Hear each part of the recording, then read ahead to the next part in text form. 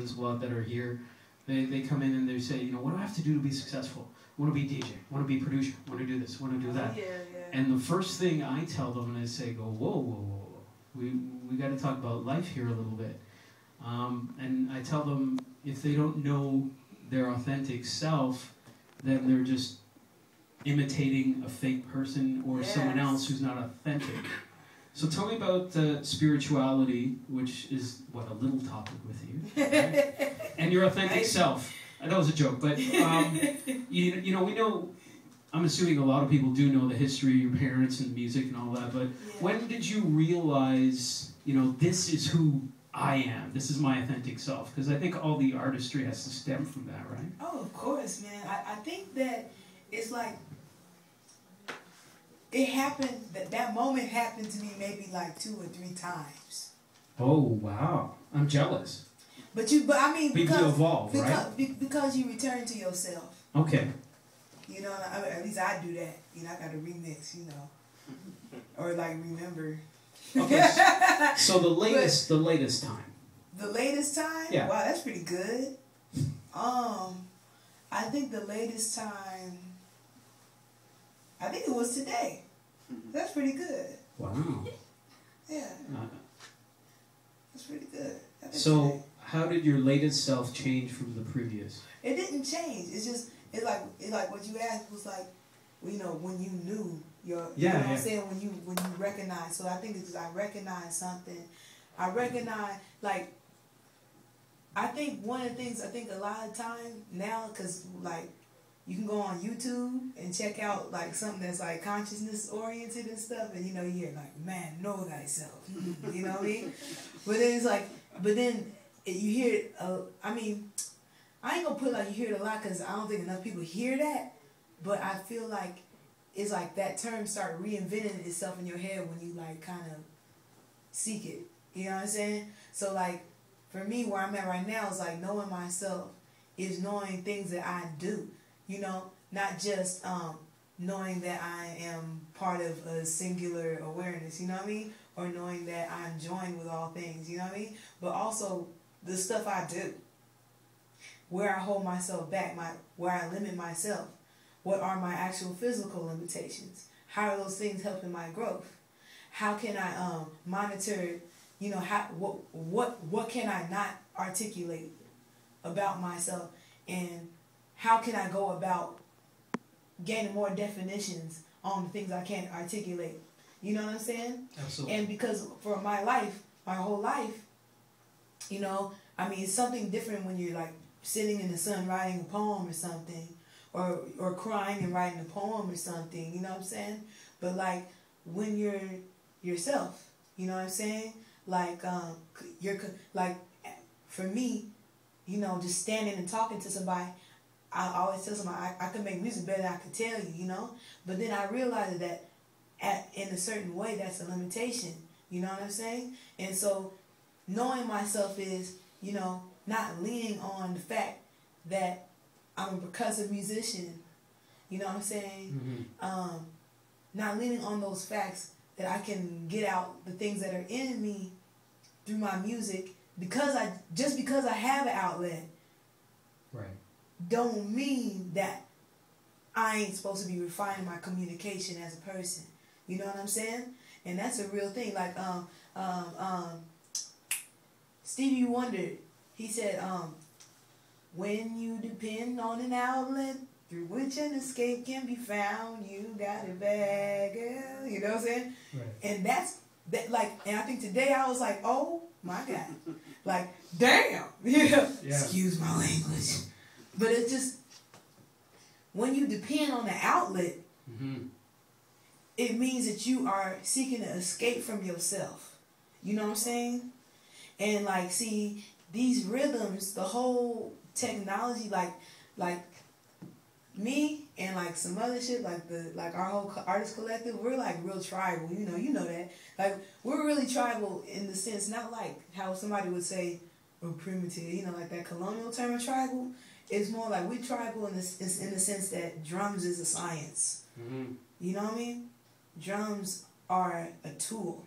They're not just like entertainment. You know what I mean? That's how I define tribal. I define tribal using the arts as functional art, functional sciences, you know? So you're not supposed to escape. Like when you, like, you know, I go on YouTube sometimes, I check out rituals on there. Like people like, it's like we are in a different age, man, where you can really, you can see the Siggy ceremony, you can see a Dogon ceremony on YouTube, man. And like, you know, when I first seen the Siggy, you know what I mean? We're all blessed to have that opportunity. That was such an exclusive event. You know what I'm saying? You know, you can just be like a Bonnegar Eclipse. You're right there now. There's no space or time. You can be there. At the, like, you know, one of the, like the Siggy of creation, you can go see it. Already happened, but you can go see it right now on YouTube. That ain't no time and space, right? Boom, right? But it's like when they're doing their thing, their drums and stuff, you know. When I first seen the Siggy, I was like, wow, that's funkadelic. Oh my God. It's like everybody, oh, so, you know what I'm saying? It's that. And finding kinship with that, like, you know, you know what I'm saying? It was the same thing, you know what I'm saying? As something that we would define as like West Coast boogie or cutie pie, you know what I'm saying? Right. Yeah, the reason, you know, it's the same drum. And I'm like, wow. So we more Siggy, you know, we more Dogon than we realize, you know. But I'm saying all that to say they are not making an escape. You know what I mean? When they're using the drums, when they're presenting their music to their communities, they're not presenting it as an escape from daily life. You know what I'm saying? It's an exclusive right. You know what I'm saying? You know, it's a privilege that everyone can come together and observe the cosmos under a singular intention. You know what I mean? Mm-hmm. So it's like that's you see what I'm saying? Mm-hmm. And drums are there. And drums are the driving force. Mm-hmm. Drums, they're like the driving force of that whole thing. Yeah. So apparently it's not meant for escape. No, it's expression. You know? Yeah. If you like look at like if you look on YouTube, I love YouTube, man. You know? I mean, I don't look at kitty cats, you know? I look like little cute puppies, you know? But I mean, you know, but it's like, man, you know, you can go on there and you can go and see like music from Togo and Benin, man. Right. And like, and the drums, it's like they're not escaping something. They're going in deeper. When these cats, they go under trance and stuff, they're not escaping themselves. They're opening themselves to be very vulnerable. Mm-hmm. You know what I mean? That's like the whole opposite of escaping yourself. When you make yourself vulnerable. You know what I mean? Don't you do a bit of that on stage too? All the time. You open yourself up. Every time. When I do beats, man. Yeah. I mean, because I can't take credit for it. Mm-hmm. You know what I'm saying? Yeah. I can't because you know what? What I'm doing is so old. How would I do it by myself?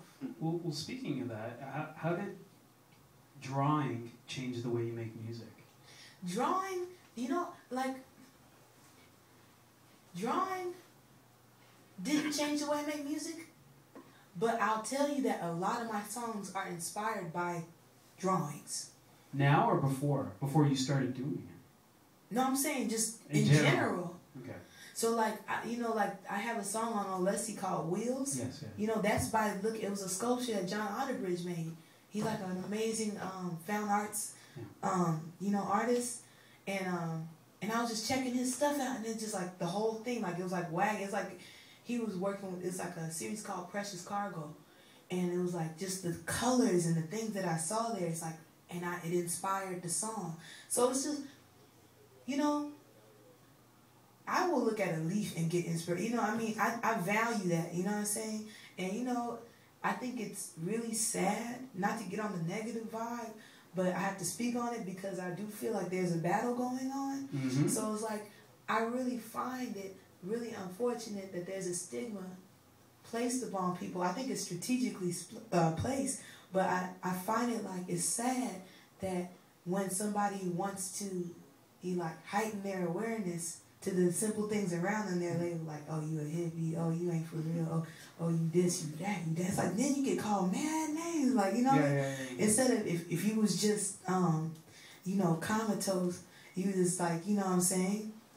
Just sound animalistic. You just walking in your sleep. You know what I mean? Right. You cool then. Well, you're following. You know what I mean? But for me, it's like from a this whole like it's all a drawing. Okay.